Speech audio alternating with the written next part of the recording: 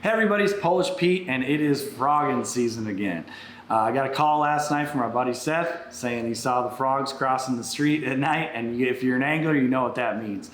These fish are going to start moving up to the shallow vegetation that remains in our lakes. Even as these nights cool down, you get a lot of mats of vegetation that blow in from dying off vegetation as the nights get cooler. You still got all your remaining pads and things like that. But with these cooler nights, it does tend to draw these fish up shallower. For whatever reason, they hang on to that thick vegetation, and it's a great way to target them with a frog. Some of the biggest bites of the year get produced by a frog in that fall transition months. As we head into September and October, busting out the frog is fun. And I wanted to take a minute to show you how much we've expanded our frog assortment. We have multiple different styles of frogs. In fact, every style of frog that there is available on the market today. We have it from a whole bunch of different manufacturers. We carry a whole variety of different frogs from the Scum Frog brand. From Snag Proof, we've got Stanford frogs and Terminator frogs. We've got Strike King's line of frogs. We've got Molluck's frogs. This is the Super NATO frog, which is like a buzzing style frog from our friend Carl Jochimson. This thing's a killer. It's a really fun frog to fish. If you're trying to build confidence in fishing a frog, you just throw this thing out and wind it back. It's kind of the best of both worlds.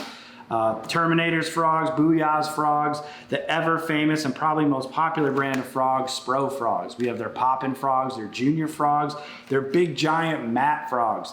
And what I mean by a big giant mat frog is you see another version of that, like from river to sea here, is that matted vegetation I was talking about. You get a big bodied frog that lands on that mat, causes a ton of commotion, and is causing disturbance on the top of that mat, makes it easier for those bigger fish to come up and find it.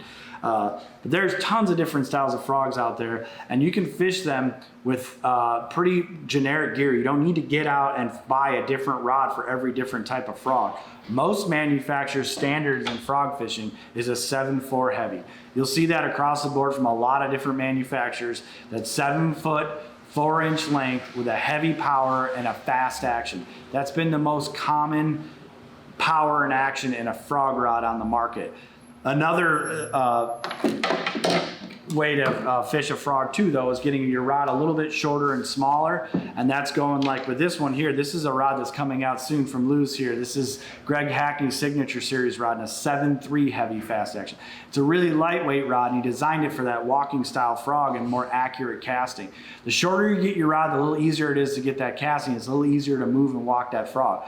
So if I was going to say that if you wanted 2 different frog rods, you might want to look for that longer, heavy power rod for reaching out and casting into those heavy mats, or casting and winding and retrieving a frog through heavy cover. And then maybe a rod that's like in that medium heavy power to heavy power, but it's a little shorter, lighter, with a little bit of softer tip for those frogs that you're going to be making a lot of accurate casts like skips, or cast into little open pockets of water around heavy vegetation, and it makes it easier to work like a popping frog or a walking frog. The best part about fishing a frog to me is the straight braid aspect, and that's you just tie braid straight to the nose of your frog and you just go fishing. There's no worrying about leaders or different things like that. You just straight tie your braided line to the nose of your frog and go fishing. And when we look at braided lines for frog fishing, probably the most popular in the history of mankind is the old school Power Pro right here. 65-pound test, you're never gonna break it. The fish aren't really looking at your line. You can be aggressive and fish this stuff in the thickest of cover and you're not gonna break it. Some of the newer lines on the market, like for example, Suffolk's 131, I've been fishing with this stuff a lot, and I'm insanely impressed with the power this line has in the smaller diameters. And when you bump it down to something like a 40-pound test in this, I haven't broke this stuff yet in this pound test. I've been able to flip with it and frog with it and everything, but it's so thin and it's so smooth, I can cast it a lot further.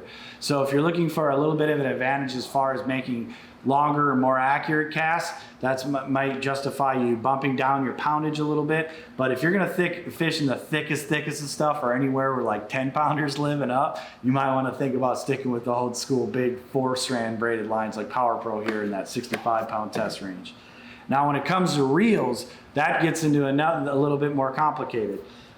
Hardcore frog anglers tend to always want a ton of speed. This particular reel here is a Zillion HD, so this is on the high end, but this thing has a high gear ratio, 8-1. If you're gonna go any speed over that 7 gear ratio into the 8s, I recommend finding a reel that's got some real big handle on it, oversized handles, oversized drags, all that stuff, because when your reel gets that fast, you lose a lot of torque. You lose a lot of power.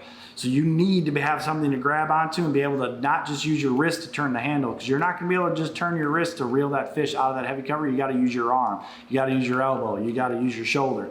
So when you get these bigger handles, it allows you to get your whole body into it and really give a lot of torque that you're giving up with all that speed. Speed's your friend in this situation because you don't want any slack line. You don't want that fish to be able to jump around or wrap you around a ton of that vegetation. You want his head up and coming out of that vegetation as fast as possible. Therefore, some of the best froggers in the world do still recommend going with like a 7 gear ratio. This here's a Corrado DC, very popular reel for frogging. It's a little smaller and the handle's gonna be a little smaller than this big Zillion here. So going down to that 7 gear ratio means you're gonna have to reel faster, but it gives you a lot of torque because you're not giving up that power with all that super high speed. So if you've got a reel already in that 7-speed gear ratio, you're good to go. Put braided line on it and go fishing. If you're looking for a reel specifically for frog fishing and you want all that extra speed, I'd recommend you look for a reel with a bigger, more powerful handle on it, like in that 100mm range, which is a longer. Most reels come with a 90mm handle, but there are reels available right now in the market that have that 100mm handle, those bigger grips that'll aid you in your speed, and aid you in your power, I should say, to get those fish out of that heavy cover. Like I said, we've got a ton of different options for you in frogs. The assortment's constantly growing. We have a bunch of different colors, all the different variants. But when it comes to the gear to catch all those fish, it's pretty simple. Get yourself a heavy rod, big braided line, a fast reel, and go catch them.